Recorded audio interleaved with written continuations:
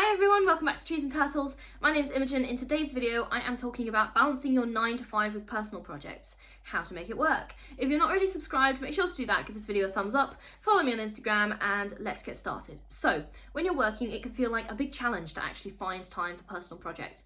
But having my own projects and hobbies is something that's been always really important to me. So over the years, I found to make it work alongside a full-time job. And I've had like full-time jobs in the past many times, so here's what I've learned. And number one, I know this is not possible in every industry, and I know that it is not always like, it's not for everybody, but it is a massive time management hack, and that is to work from home if you can, okay? Work remotely. I know this isn't possible in all industries, but it gives you so much time back in the day, which you'd otherwise spend commuting, and you can also use your lunch hour to deal with chores as well.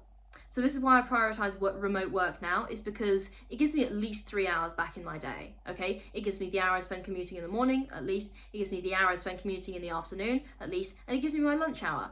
And as a result, I am like so much more on top of my chores. I am. And I feel so much better, and I sleep better. And seriously, work from home if you can. Okay, number 2. Decide whether you're using mornings or evenings to work on your personal projects. It's important to have time to do things you enjoy, as well as working on more conventionally productive goals. I usually use my mornings for productivity and my evenings for hobbies, but you can do things in the order you choose. If you're really productive at night, then use your evenings to be productive and just use your mornings to relax, enjoy a cup of coffee, enjoy a slow breakfast, okay? Or just work on a hobby. Like, I don't know, maybe you have, I don't know, what hobbies do people have?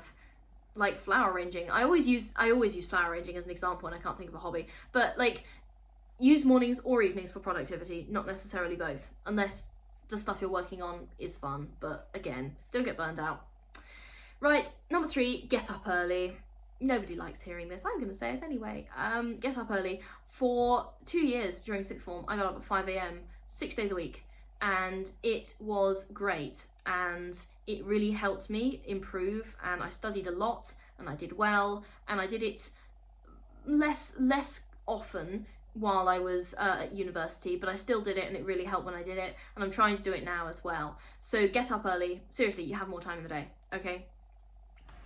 Right, 4, have a master list of projects broken down into actionable steps which you can easily pick up and work on whenever your calendar allows. So for example, you have a block of time and you'd be like, okay, I don't know what to do now. And instead of doing anything, you just sit around scrolling on your phone because you don't know what to do. Now, don't get me wrong, there's a time and place for scrolling on your phone, okay? That's fine. But if you have a master list of projects with actionable steps, you can take a look at it and be like, okay, I'm learning a language, and the next lesson is Unit 2, Section 5. Okay, so you can go and study Unit 2, Section 5. Again, an example I pulled out of thin air, but have a master list of projects broken down into actionable steps, and then you can easily just pick it up and go. Time blocking, I love time blocking. Block out time specifically for working on each of your goals, okay? If you block out time specifically for working on each of your goals, you can look at your calendar and it reduces decision fatigue, because you can be like, oh, it's time to work on this project now, or it's time to stop working on this project and work on this other project, okay? And you've already decided which blocks of time you're dedicating to each goal, so it becomes a lot easier.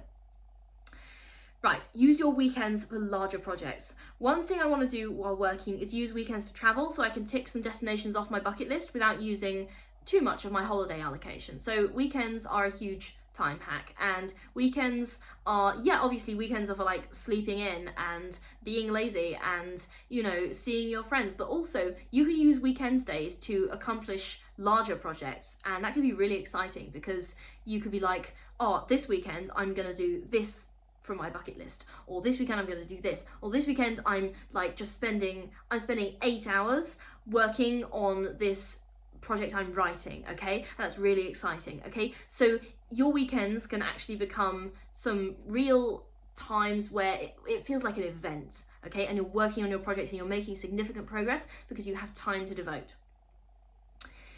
Okay, remember that this is your life and it's up to you to decide how to spend your time.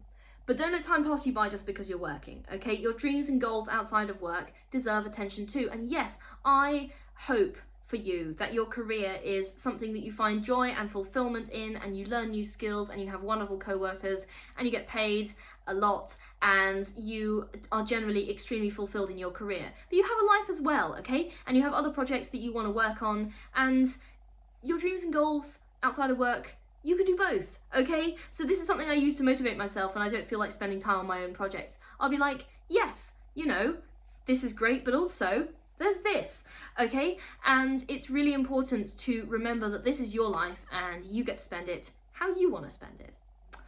Okay, that's how to balance a career with personal projects. If you're not already subscribed, make sure to do that. Give this video a thumbs up. Follow me on Instagram. I will see you in the next video. Okay, bye.